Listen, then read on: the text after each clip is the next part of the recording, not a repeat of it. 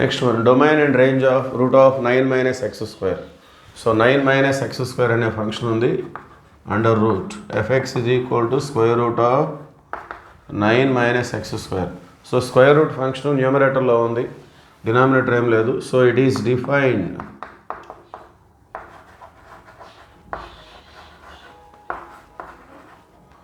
For 9 minus x square is greater than or equal to 0. Square root న్యూమరేటర్లో ఉంటే ఆ లోపల ఉన్నదాన్ని ఇలా తీసుకోవాలి. 9 మైనస్ ఎక్స్ స్క్వేర్, ఎక్స్ స్క్వేర్కి మైనస్ ఉంది కాబట్టి దీన్ని మనం మైనస్తో మల్టిప్లై చేస్తే minus become plus, plus become minus, greater than become less than or equal to. So x square minus 9 అంటే 3 square less than or equal to. So a square minus b square form a minus b into a plus b less than or equal to. So ఈ numbers right side వస్తే -3 become +3, +3 become -3.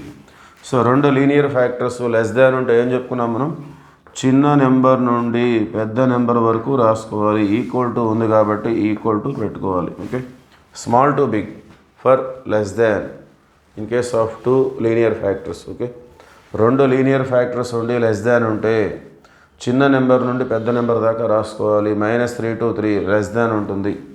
Okay, so దాన్నే మనం ఇలా రాసుకోవచ్చు. Therefore domain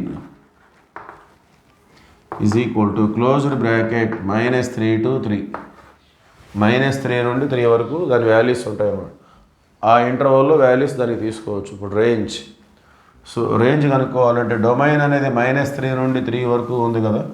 so ఆ వాల్యూస్ని మనం మన ఫంక్షన్లో సబ్స్టిట్యూట్ చేసుకుందాం. F x is equal to 9 minus x square. మన డొమైన్లో ఉన్నటువంటి వాల్యూస్ని మనం సబ్స్టిట్యూట్ చేసుకుందాం, ఇంటీజర్ వాల్యూస్. సో ఎక్స్ అనేది -3 తీసుకుంటే ఏమొస్తుంది, F of -3. So root of 9 minus -3 whole square అంటే 9 కదా.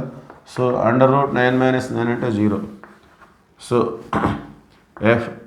ఎక్స్ ఈజ్ ఈక్వల్ టు +3 తీసుకొని చూద్దాం. So F of 3. సో మళ్ళీ 9 మైనస్ 9 0 వస్తుంది. ఎక్స్ ఈజ్ ఈక్వల్ టు +2, +2 తీసుకున్నా -2 తీసుకున్నా ఒకటే వస్తుంది. So that implies f x is equal to under root 9 minus 4. Okay, +2 తీసుకున్నా -2 తీసుకున్నా స్క్వేర్లో 4 అవుతుంది. అండర్ రూట్ 9 మైనస్ 4 అంటే 5, అంటే 2.236 అప్రాక్సిమేట్గా అది. X is equal to +1. So +1 తీసుకున్నా -1 తీసుకున్నా 9 minus 1. F x is equal to root 9 minus 1 root 8. Okay, so root 8 అంటే 2√2. So 2 into 1.414. సో ఇది కూడా మోర్ దాన్ √5, √5 కంటే ఎక్కువగా ఉంటుంది. సో ఇలా అవసరం లేదు. సో ఇది √5, ఇది √8. Okay, next x is equal to 0. So అన్ని ఇంటీజర్స్ మనం చెక్ చేసాం. So f x is equal to root of 9 minus 0 root 9. Root 9 అంటే ఏమొస్తుంది, +3. అంటే minimum value 0, maximum value 3. Okay, therefore range. Okay, ఇట్లా డెసిమల్స్ రాయాల్సిన అవసరం లేదు. సో ఇది 0, ఇక్కడ √5, √8, 3.